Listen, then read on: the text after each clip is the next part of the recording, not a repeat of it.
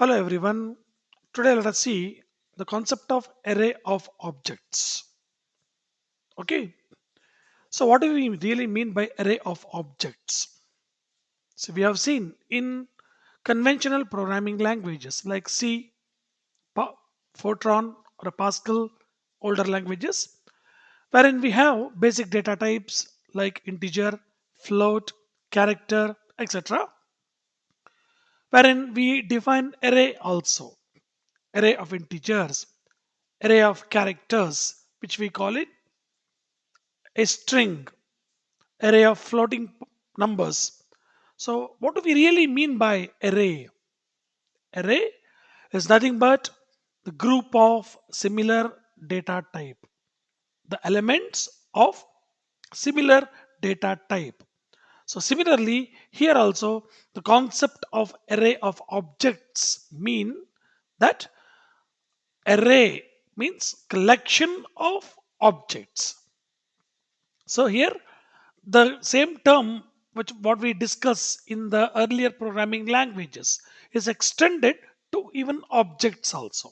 So basically what we really mean is the array of objects mean the collection of objects of same class. Suppose if I say I have defined a class called student, and if I declare an object of s1 and s2.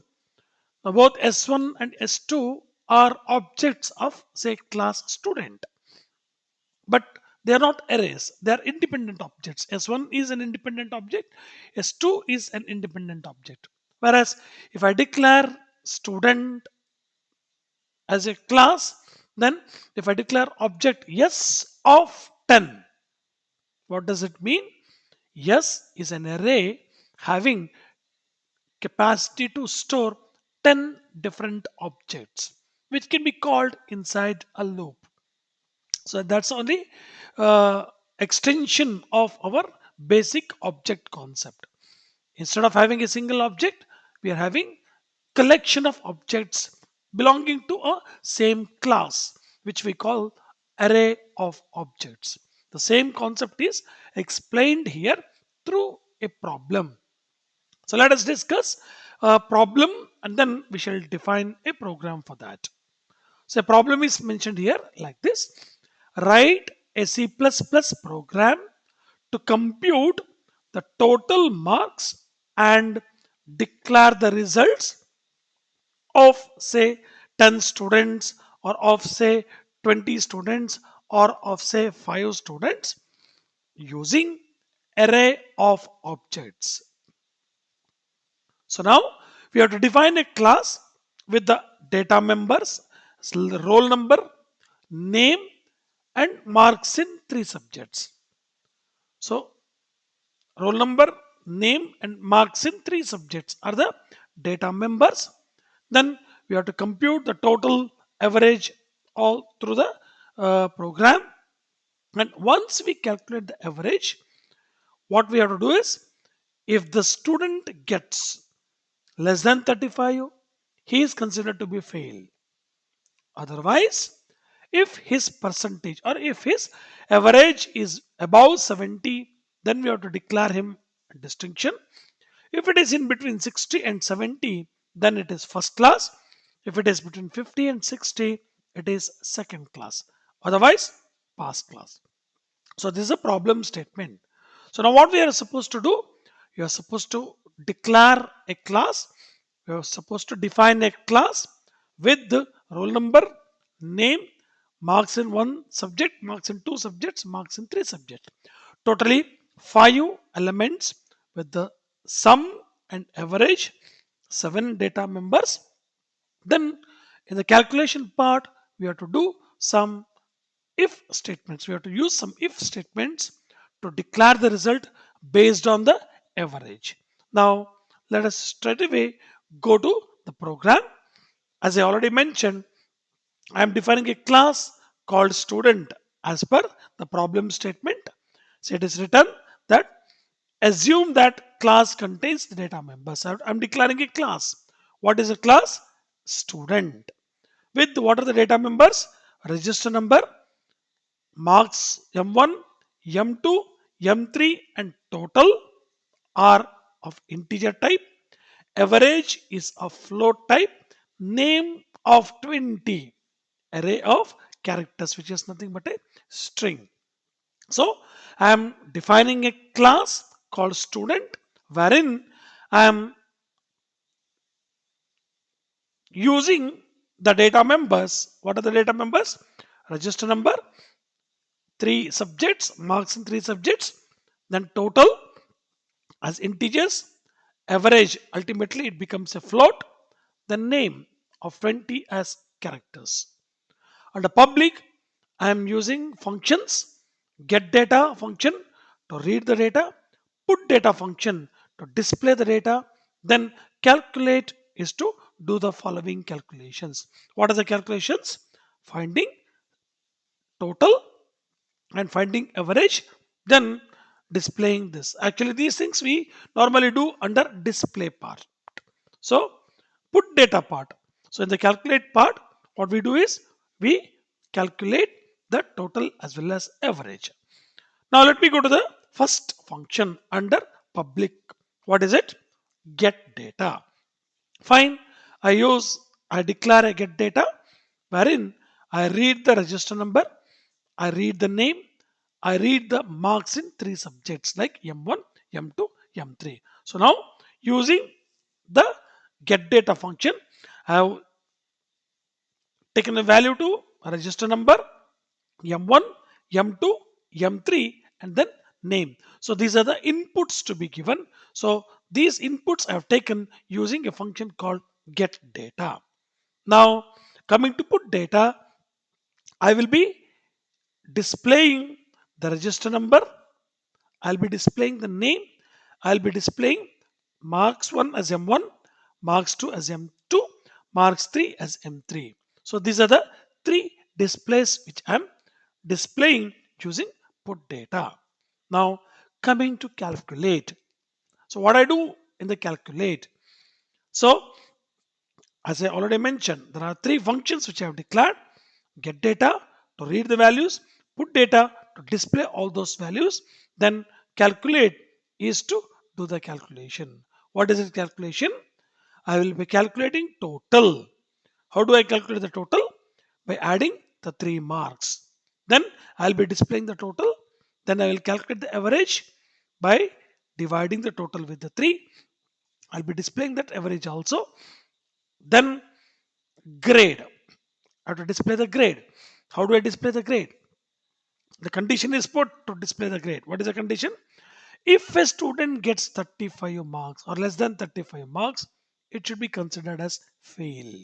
Now, I'm doing that. What is it? If M2, M1 is greater than 35 and M2 is also greater than 35 and M3 is also greater than 35, then only you find out the grade based on the average. If any one of the marks is less than 35, then none of these statements execute. Ultimately, it goes to else, then it displays failed. So that's a calculation. So it will calculate M1 and M2 and M3. All these marks should be more than 35. If so, then find out if average is greater than 70, display distinction. Else, if average is greater than 60, display first class. Else, if average is greater than 50, then display second class. Otherwise, pass class. So this is a concept of the calculate function. So what does a calculate function do? It will take the marks of three subjects M1, M2, M3. It gets a total. Then it calculates the total will be displayed. Then it finds out the average by dividing the total by 3. Then average also will be displayed. Then coming to grade, as I already mentioned, all the three marks should be more than 35. If any one of the mark is less than 35, this condition will not be satisfied. Ultimately, it goes to else and it displays failed. If all the conditions are satisfied, then only it will check based on average. So this is how your calculate function works out. Now coming to main, I'm declaring an array of objects. This is what is the concept, array of objects. Yes of 20 means yes is an object, array of object of class student, which can contain 20 different objects of student. Okay, then I'll be reading I and N. Okay, I'll be using I and N. So now what is the meaning of N? I need to know how many students, how many objects I'm declaring. So this is the maximum count which I'm initializing of objects of student. So I cannot go beyond 20. But N is actually gives me, suppose if I say N is 5, that means the S of 0 is first object, S of 1 is second object, S of 2 is third object, S of 3 is fourth object, S of 4 is fifth object. It means 5 different objects of S, because N is 5. If N is 10, I can have S of 0, S of 1, S of 2, S of 3, S of 4 until S of 9. So 10 different objects. So this is a count of an objects. That is what is called array. So now here I'm calling a loop. Then I'm entering the details. S of I dot get data. Suppose in the beginning I will be 0. S of 0 dot get data. So now S of 0, all these students details will be entered. Then S of I dot put data. So S of 0, register number, name, marks in 3 subjects will be displayed. Then S of 0 of calculate. So now the calculation is done for a student called S of 0. Then I will be incremented. Now I becomes 1. Now same thing will be repeated for S of 1. It reads the data, it displays the data, it does the calculation for S of 1. Suppose if I say N is 5, then once again the loop continues with I becomes 2. Now here S of 2, S of 2 dot get data, S of 2 dot put data, S of 2 dot calculate. So now I becomes 3. S of 3 dot get data, S of 3 dot put data, S of 3 dot calculate. So now S of 0, all the details are calculated, displayed. S of 1, all the details are calculated and displayed. S of 2, all the details are read, displayed and calculated. Then S of 3, similarly S of 4. But when it comes to 5, it goes out of the loop. So program terminates. Program is over. So now this is what is called the array of objects. Very simple it is. Instead of calling a single object, we are calling an array of objects. Then every information related to the object, we are getting the information inside the for loop. That's the only thing additional which we need to do. So with that, so thank you all for listening to me. Goodbye.